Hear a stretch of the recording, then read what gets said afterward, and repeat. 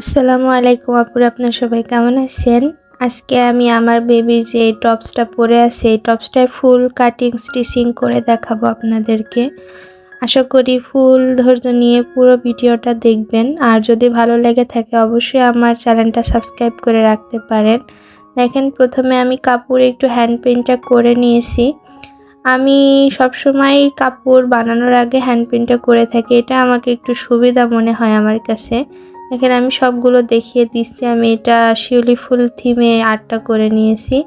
এই কাপড়টা পুরো টুকরো টুকরো কাপড় আমার জামার পাশতে বেরিয়েছে, সেই কাপড়টা দিয়ে আমার বেবিকে এই ড্রেসটা বানিয়ে দিয়েছি।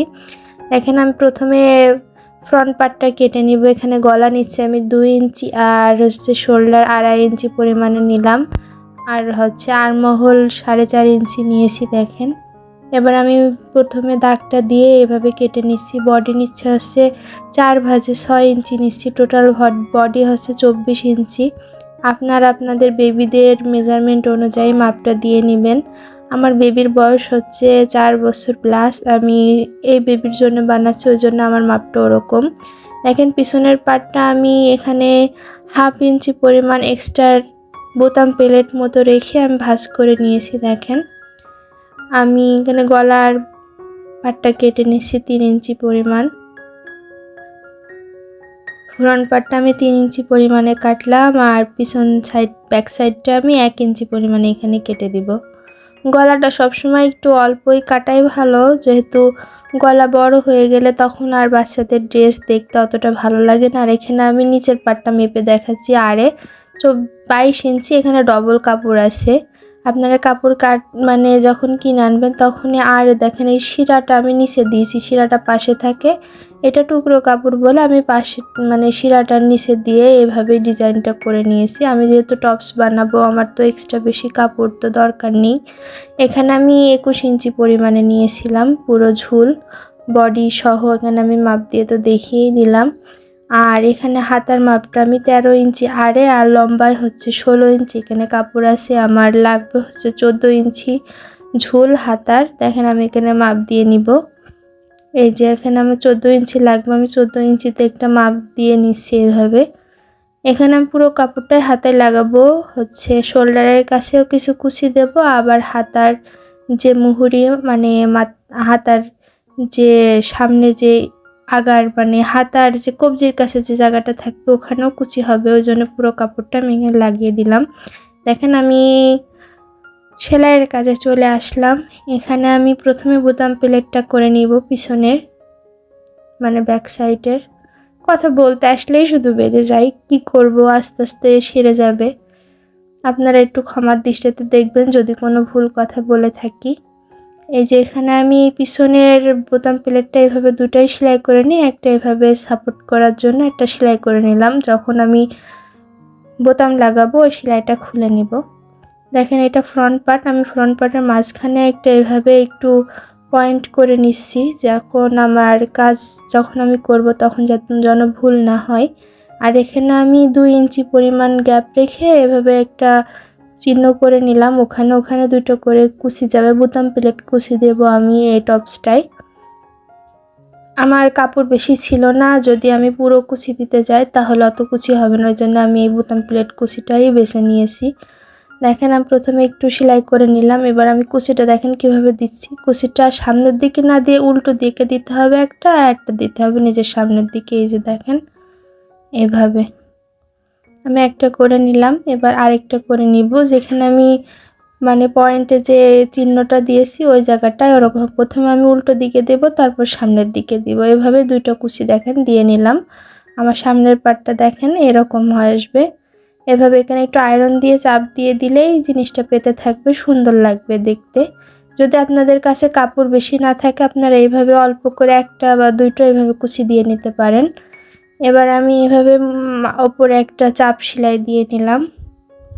প্রথম ফ্রন্ট পার্টটা আমার সেলাই করা কমপ্লিট। এবার পিছন পার্টটা আমি সেলাই করব। এখানে মাঝখানে একটা চিহ্ন দিয়ে নিচ্ছি, যেখানে বোতামের ঘর ওখানে আমি একটা কুচি দিব। দেখেন, এখানে আমি একটা কুচি দিয়েছি পিছনের দিকে, এজন্য আমি অনেক কুচিটা এখানে হয়েছে। দেখেন, প্রথমে আমি উল্টো দিকে একটা কুচি দিয়ে নিলাম, তারপর নিচের দিকে দিলাম।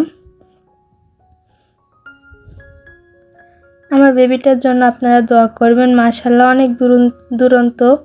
আমি কাজ করতে আসলেই শুধু আমার কাজের কাছে এসে এসে জিজ্ঞেস করে, আম্মু কি করছো, আমার ড্রেস বানাচ্ছো তুমি? খুব খুশি হয়ে যায়। আপনারা আপনাদের বেবিদেরকে এভাবে যদি কিউট কিউট ড্রেস বানিয়ে দেন, ওরা দেখবেন খুব খুশি হবে আর পরবে জিনিসটা। সবাইকে বলবে দেখো আমার আম্মু বানিয়ে দিয়েছে।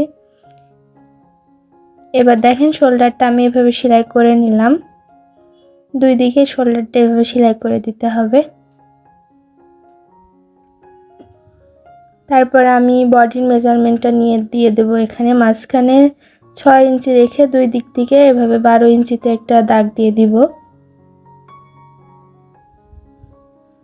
আর এখানে কালো কালার হওয়াতে সাদাটা বারবার এভাবে লাইটটা ফোকাস করছে। আপনারা একটু কষ্ট করে দেখে নিন। আমি এই জিনিসটা ঠিক করার চেষ্টা করব ভবিষ্যতে। কিভাবে লাইটটা দিলে এই ফোকাসটা হবে না সেটা আমি দেখব। আশা করি আপনারা পাশে থাকবেন, এভাবে একটু সাপোর্ট করবেন। যদি ভালো লাগে একটু সাবস্ক্রাইব করে আমার চ্যানেলটা একটু পাশে থাকবেন। এবার আমি নিচে এভাবে মুড়িয়ে সেলাই করে দিচ্ছি চারিদিকে। দেখেন কথা বলতে আসলেই শুধু জড়তা চলে আসে মুখে। কিভাবে অন্য মানুষ এত সুন্দর করে কথা বলে বুঝি না, কিন্তু আস্তে আস্তে কথা বলতে বলতে আপনাদের সাথে একটু পরিচিত হতে হতে অবশ্যই কথা বলে আমি শিখে ফেলবো।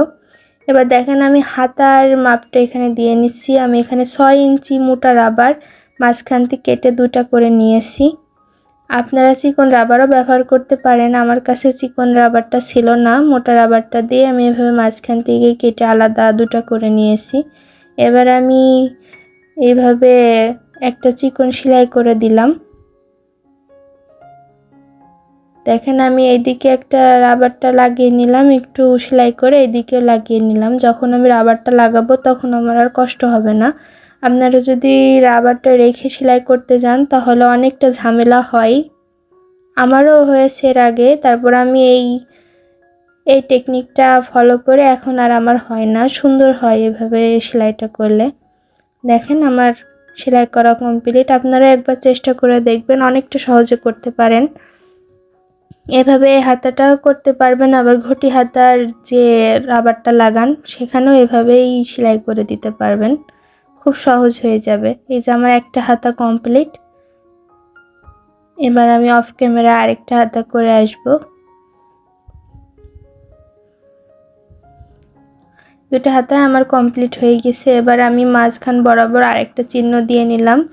শোল্ডারের কাছে আমার পুরো কুচিটা দেব আমি, এই জন্য মাঝখানে একটা ওইভাবে চিহ্ন করে দিয়ে এবার এই যে হাতার যে নিচের যে সেলাইটা দিয়েছি আমি, সেই সেলাইটা আর হচ্ছে জামার যে পাশের সেলাইটা দেখেন কাছাকাছি রেখে আমি এদিক থেকে 2 ইঞ্চি আগের থেকে সেলাইটা শুরু করব।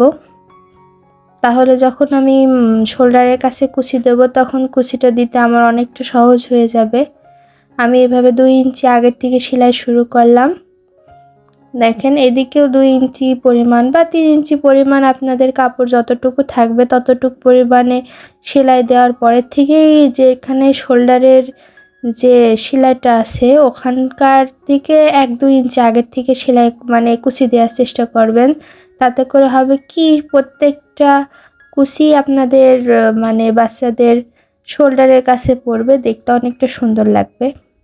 আমি এইভাবে দেখেন শোল্ডারের কাছে এবার কুচি দিতে শুরু করে দিয়েছি। আমার কাপড় এখানে বললাম তো টুকরো কাপড় দিয়ে বানাচ্ছি, আমার অতটা কাপড় ছিল না। আপনারা যদি বানাতে চান তাহলে 1 গজ 1.5 গজ 4 বছর বেবির জন্য 1.5 গজ থেকে 1 গজ 12 গিরে এরকম কাপড় আপনাদের লাগতে পারে, যদি আরেকটু লুজ মানে ঝুল আরেকটু বড় করেন। আমি এখানে 21 ইঞ্চি ঝুল করেছি টোটালে।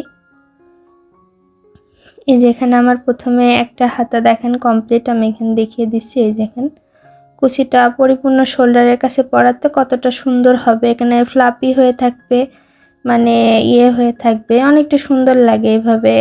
আর এই ডিজাইনটা যদি আপনারা জর্জেট কাপড়ে করেন তাহলে আরও বেশি সুন্দর হবে। আমি এখানে সুতি কাপড়ে করে দেখিয়েছি।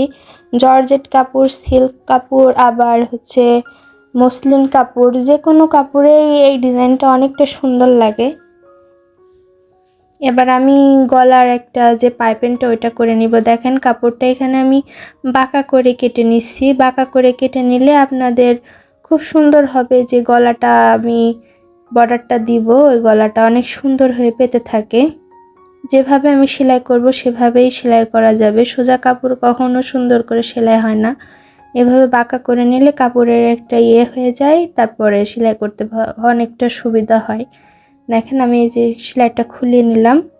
এবার আমি ওই পটিটা এভাবে গলার নিচ থেকে লাগাবো। দেখেন উল্টা পাশে ধরে এভাবে একটু ভাঁজ দিয়ে পুরো রাউন্ডটা সেলাই করে দিব।